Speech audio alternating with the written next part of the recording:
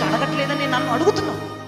నాకు కూడా ఎన్నోసార్లు చెప్పు నన్ను అభిషేకించమని, నాకు అభిషేకం కొరకు ప్రార్థన చేయమని నాకు చాలాసార్లు చెప్పావు, కాదనట్లేదు. నా యొక్క ఒపీనియన్ ఏంటంటే నీ మీదకి అభిషేకం రాకుండానే ప్రభు వస్తే ఏంటి నీ పరిస్థితి అని అడుగుతున్నా. ఈ రెండవ జాములో దేవుడు ఏ జాములో వస్తాడు ఎవరికి ఆలోచిస్తున్నారు ఒకసారి. ఏ కాలంలో ఉన్నావు? రెండవ జాములో ఉన్నావు, అడుక్కునే జాములో ఉన్నావు. నన్ను అభిషేకించయ్యా, నాకు భాషలు ఇవ్వయా, నాకు ప్రవచనాలు ఇవ్వయా, నాకు దర్శనాలు ఇవ్వయా అని అడుక్కునే జాములో ఉన్నావు. ఈ అడుక్కునే జాములో కొన్ని అభిషేకం నీ మీదకు వచ్చినా వస్తే బాగుంటుంది. ప్రభు రాకముందు గనక ఒక్కసారి దేవుడు మధ్యాకాశానికి వస్తే నీలో ఆత్మ లేదు కాబట్టి నువ్వు ఎవడో నాకు తెలియదు.